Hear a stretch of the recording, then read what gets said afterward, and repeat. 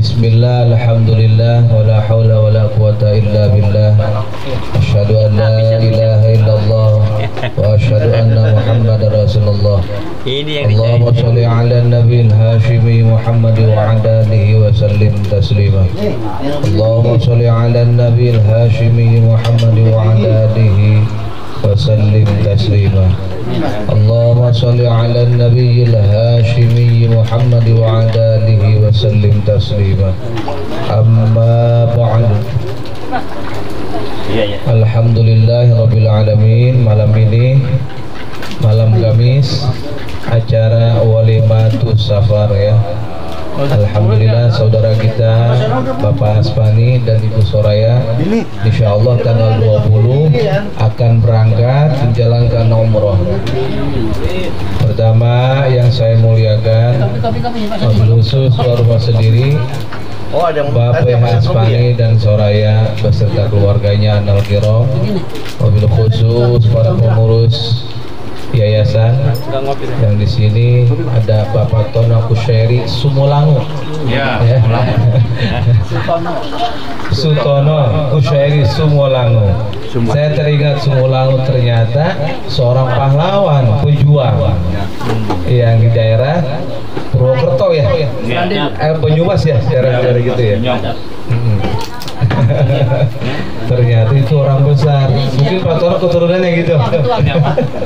Walau alam.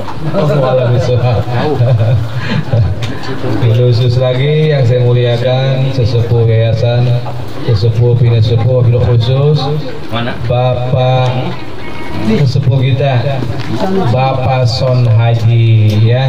Mudah-mudahan Allah sehatkan, Allah panjangkan usia dunianya, selalu bisa membimbing kita ya yang muda-muda ini ya. Karena biar bagaimanapun juga kalau ada sesepuh itu enak kita ya, merasa terlindungi, ada yang mengayomi. Terus Bapak Selamat Humas Yayasan, tidak lupa Akhidal Kiram Al-Ustaz Ridwan Al-Ghazali ya, Ridwan Ghazali gitu sedih. Terus sesepuh kita Bapak Haji Intis dan semua jamaah manakib yang tidak bisa sebutkan saya satu persatu, cuma tidak mengurangi rasa hormat saya ke semuanya ya. Alhamdulillah Allah berfirman, a'udzubillahi minasyaitonirrajim. Walillahi 'alan nasi hajjul baiti man istata'a ilaihi sabila. Shadaqallahul azim. Maaf nih ya kalau banyak-banyak salah karena saya tidak dikasih tahu dulu. Ditembak di sini sama Pak Abi Aspani. Tadi saya nggak mau lah, udah Pak Son Haji aja udah. Udah dikasih tahu dulu sekarang Pak. Iya dikasih tahunya sekarang. Bukan dulu.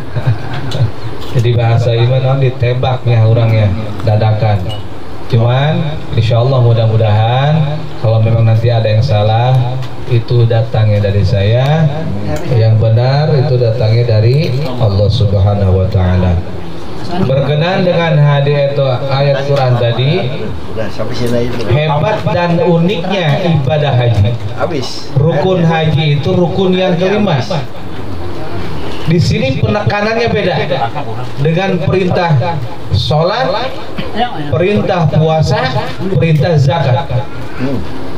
Kalau sholat perintahnya apa? Aqimus sholat, dirikanlah salat. Wa atuz zakah. Ayat puasa juga jelas, ya ayyuhalladzina amanu kutiba alaikumusiyam. Tapi ayat masalah haji berbeda sekali. Ada? Ibarat kita melihat wanita ya, Pak Guru ya, maaf ya. Cek ya. Ibarat kita melihat wanita, roknya tersingkap sedikit. Kan kadang-kadang yang seperti itu yang bikin kita nafsu kan? Iya benar. Penasarannya tinggi. Beda dengan langsung maaf yang seperti Pak Guru. langsung seperti itulah.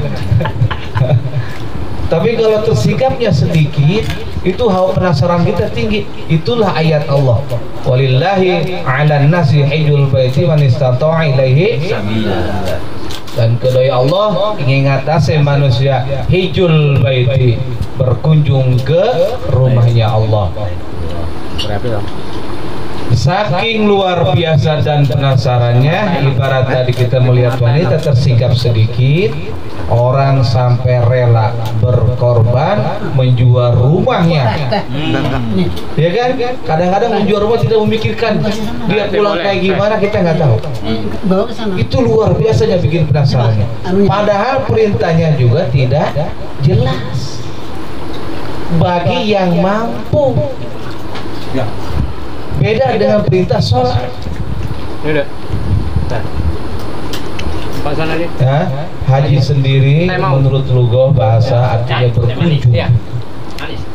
Bisa diartikan berkunjung, bisa diartikan mendatangi. Nah, disinilah apa yang disebut namanya panggilan. Itu yang luar biasa. Karena saya pernah dengar atau sering dengar juga orang-orang menjual apa saja untuk melaksanakan, untuk sampai ke Baitullah. Seperti itu. Cuman fenomenanya untuk saat sekarang, daftar sekarang 15 tahun atau 20 tahun kemudian baru ya Allah ya Rasul. Untuk menyikapi hal-hal seperti ini, memang di dalam syariat Islam sendiri mengerjakan haji itu adanya di bulan Zulhijjah. Apakah bisa nanti ada alternatif selain di bulan Zulhijjah? Wallahu a'lam bishawab.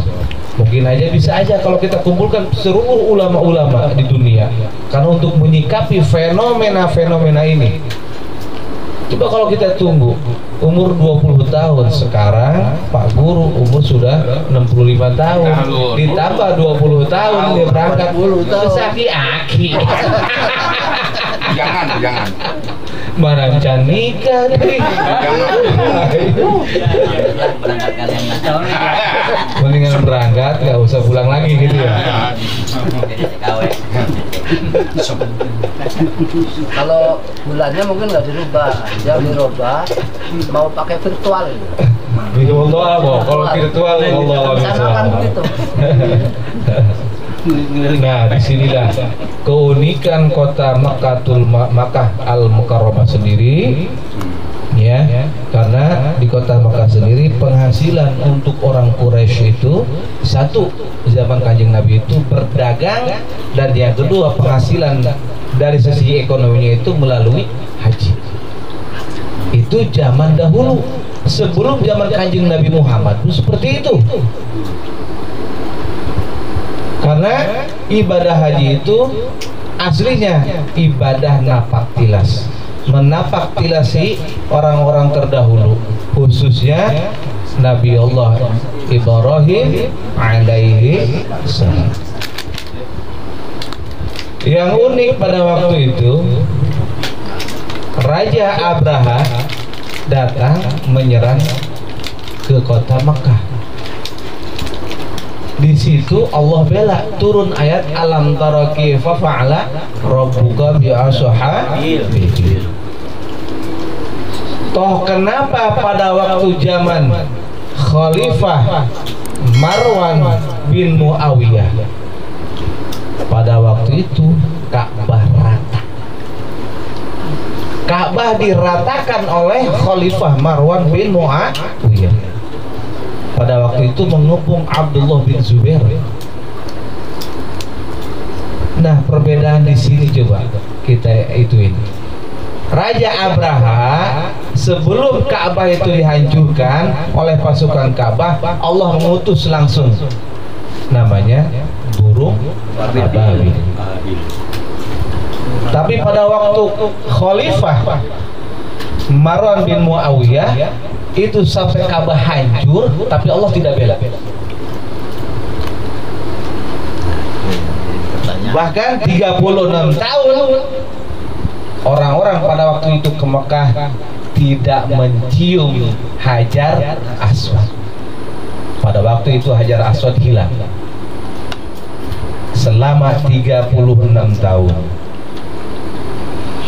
Ternyata rahasianya pada waktu itu Raja Abraha datang ke Makkah itu ingin menghancurkan Ka'bah, nanti akan dibawa ke daerah Yaman karena untuk masalah ekonomi. Jadi waktu itu Raja Abraha berinisiatif memindahkan Ka'bah ke daerah Yaman. Tapi pada waktu Abdullah bin Zubair, pada waktu Khalifah Marwan menghancurkan Ka'bah, pada waktu itu karena ada konspirasi dari Abdullah bin Zubair untuk mendirikan negara di daerah Hijaz antara Makkah dan Madinah. Bahasanya apa? Makar gitu ya. Nah, di situ perbedaan. Kalau untuk menyangkut masalah perut, Allah langsung turun tangan. Sendiri yang turun tangan untuk masalah perut. Karena ekonomi tadi itu bicaranya. Ka'bah akan dipindahkan ke daerah Yaman. Karena penghasilan orang-orang Quraisy pada waktu itu, satu berdagang, kedua penghasilan dari Ka'bah itu. Nah, disitulah bedanya. Kalau menyangkut masalah perut, menyangkut sandang pangan, Allah akan bergerak dengan sendirinya. Nah, pada waktu Abraha itu, yang lucu lagi, Abdullah Muthalib, kakeknya Kanjeng Nabi, tenang aja pada waktu diserang sama Raja Abraha. Dia malah mencari, sibuk ternak-ternak dia yang pada kabur. Pas ditanya, kenapa kok sibuk amat? Bukannya sibuk ngejagain Ka'bah, malah sibuk mencari ternak dia yang pada hilang. Ngapain saya pusing? Kalau Ka'bah kan yang ngurusin Allah, kalau ternak urusannya saya. Jadi makanya tenang-tenang saja. Ternyata pas dia naik ke bukit, dilihat keajaiban.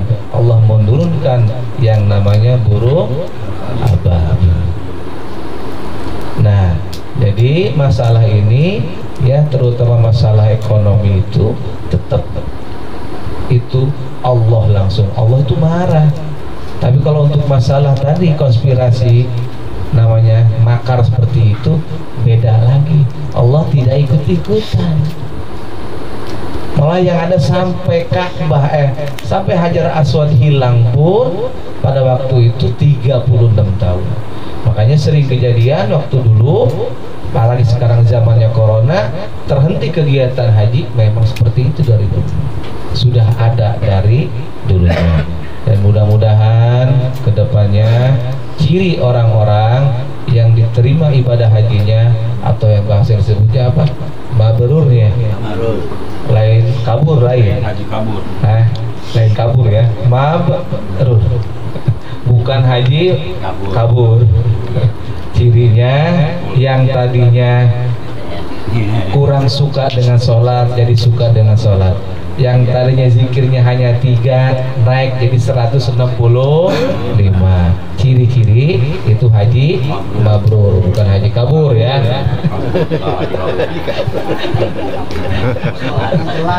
Ini semalam pengajian kan biasa di majelis, pengajian Miftahus Sudur dan Bidatus Salihin. Kebetulan dia tidak ada. Semalam juga saya contohin. Kabur. Karena ini menurut saya semalam membahas masalah korin ya. Betapa hebat dan luar biasanya itu namanya ekah. Akikah itu luar biasa. Saya ilustrasikan ke dia kemarin.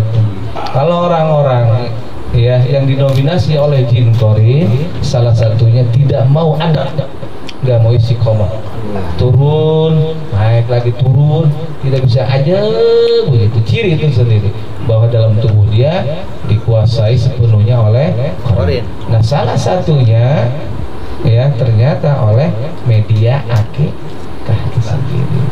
Terutama ada anak kecil juga yang terlalu hiperaktif ya, itu ciri rata-rata. Pas sering saya survei seperti itu, ternyata belum di. Dan orang-orang misalkan yang bertahun-tahun penyakitnya yang sulit untuk disembuhkan, baik itu penyakit medis ataupun non medis sulit untuk disembuhkan. Nah, media pertama yang bagus itu kita ekahkan dulu, baru kita obati. Pengobatan apa aja? Alternatif kayak medis kayak atau non medis sekalipun.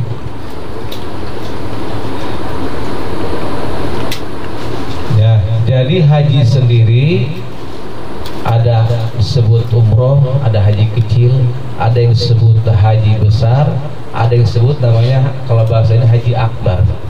Haji akbar itu kalau 10 Zulhijjahnya masuk pada hari Jumat. Itulah yang disebut haji besar. Nah, untuk mensiasati itu sebetulnya sekarang itu sulit sekali. Kalau zaman dahulu mungkin manusia tidak terlalu banyak.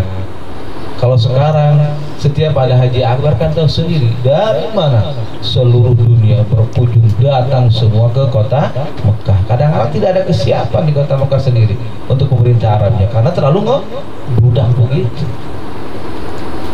Karena kan dulu tidak tahu juga masalah nanti seperti ini, sebut haji akbar itu.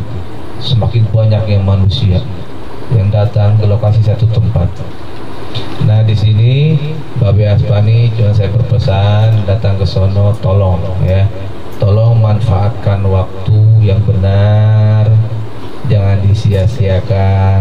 Karena kita namanya ibadah haji itu kita melalui tenaga, materi dan pikiran dan jauh dari keluarga. Manfaatkan semaksimal mungkin. Dan yang kedua, ingat, kaki kita melangkah pernah langkah-langkah yang pernah dilangkahi oleh Kanjeng Nabi, oleh para aulia, oleh para anbiya. Nah, jadi langkah kaki kita pun harus lebih hati-hati karena sudah termasuk mulia kaki kita, karena tak pernah melangkahi langkah orang-orang yang mulia di situ. Ya, hati-hati, tolong dijaga semuanya. Harus ada bekas di dalam diri kita bahwa pergi ke Mekah itu tidak semuanya bisa. Karena dalil tadi itu manistato'a ilahi sabila. Kadang-kadang kita punya uang, belum dipanggil, susah. Begitu juga kebalikannya. Itulah haji. Makanya luar biasa. Ayatnya pun luar binasa. Beda dengan rukun-rukun Islam yang lain. Nah, dan fenomena masalah kita ngambil mikot. Biasanya kalau ngambil mikot kan di Bir Ali atau di Masjid Kubah ya. Itu kan kalau melalui Indonesia pasti turunnya di Jeddah kan. Kadang-kadang di Jeddah sendiri kita langsung memakai baju ihram langsung kan. Tapi niat mikot kan tidak bisa di situ. Nah, itu untuk menghadapi fenomena mungkin kedepannya ada ijtihad hal-hal seperti itu untuk para ahli fikih. Wallahu a'lam bishawab. Kalau emang itu bisa membuat jadi solusi yang terbaik untuk yang baik di antara yang baik. Karena fenomena-fenomena begitu tidak bisa dipungkiri. Kenapa? Contoh Imam Syafi'i mungkin Allah a'lam bishawab tidak mengetahui bakal seperti ini kejadiannya. Pada waktu kita tawaf, ya kan, bercampur baur dengan wanita. Nah, di sini kan kita taklid, pindah dulu, ya kan? Dalam bermazhab, kita pindah dulu. Kalau kita berpegang itu susah juga, karena bercampur baur. Ya, bercampur baur, bedanya di situ.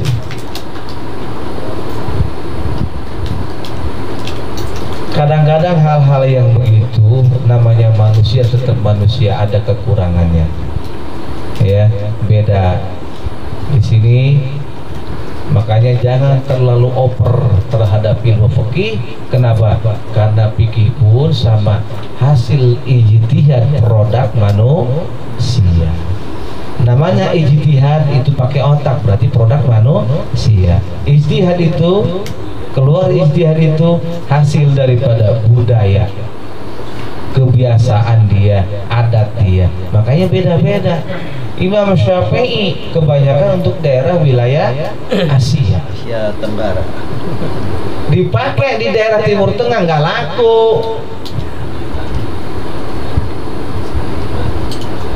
Imam Syafi'i tahu sendiri, bentar-bentar main air, bentar-bentar main Air. Coba di Imam Malik, bersentuhan dengan istrinya pun tidak batal. Bahkan di Imam Ahmad bin Hambal dicium pun boleh, Pak ya. Tapi jangan dipakai di sana ya. Yang cium-cium jangan. Tahan aja dulu ya, Usul ya. Dari sini aja. Tahan. Jangan begitu melulu, tenang aja, banyak waktu. Kalau dikit-dikit nggak apa-apa. Ya, dikit. Nggak apa-apa. Siapa tahu.